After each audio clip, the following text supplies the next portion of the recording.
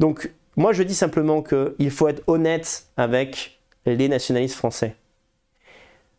S'ils restent en France pour des raisons politiques, ce qui est ta volonté, en tout cas ce que tu présentes dans la vidéo, la seule chose à laquelle ils serviront, c'est d'être des militants de base de partis politiques qui n'ont pratiquement aucune chance de l'emporter. Si c'est ça que tu appelles la guerre, la faire sur le terrain ou la préparer pour l'avenir, eh bien moi je dis que tu te trompes. Voilà. Soit par immaturité, soit par militantisme, parce que tu veux que Reconquête ait le plus de militants physiques possible, de colleurs d'affiches et compagnie.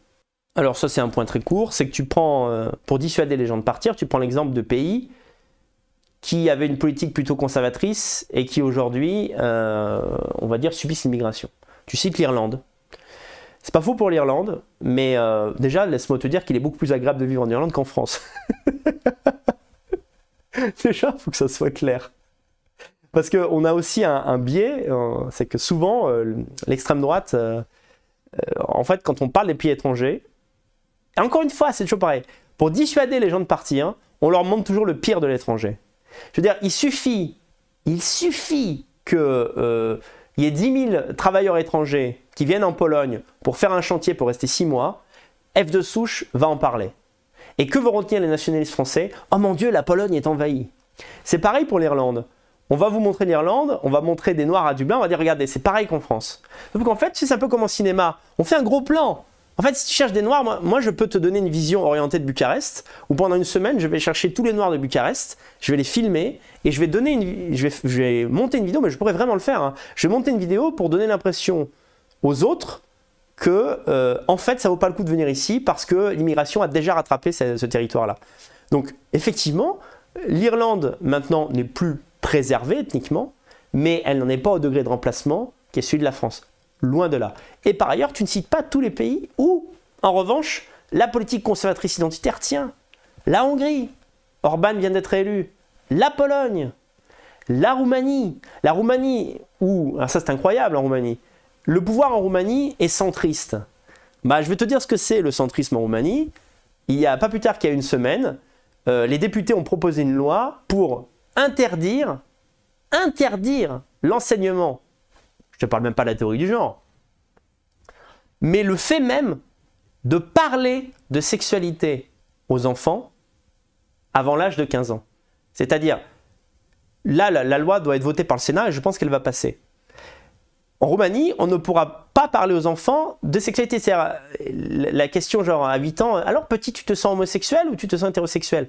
Cette question ici n'existe pas en fait. Elle n'existe pas jusqu'à 16 ans. Et la Roumanie, c'est un pays qui est membre de l'Union européenne. Et c'est un pays qui vit dans le même espace-temps que la France. Tu vois?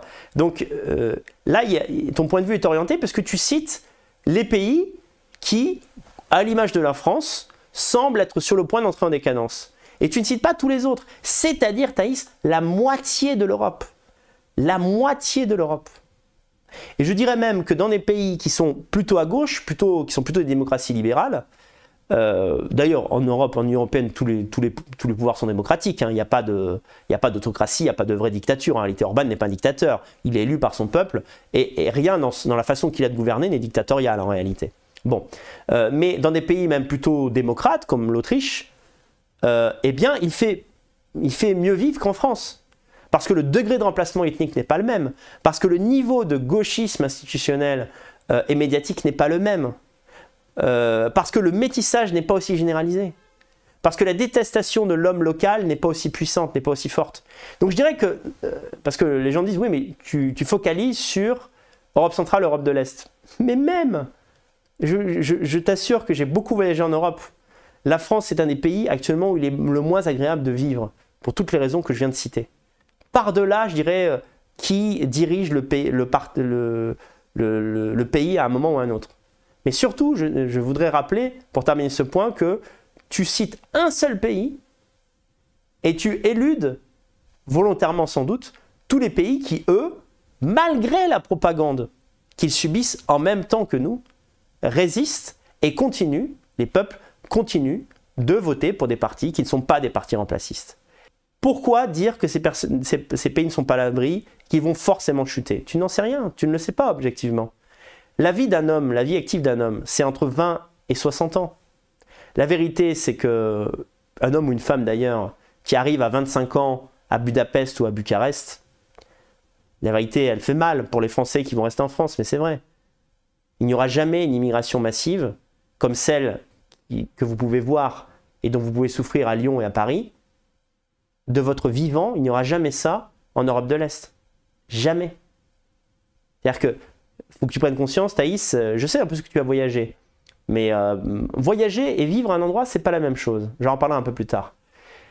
Bucarest n'en est même pas au niveau du remplacement de population de Paris en 1980.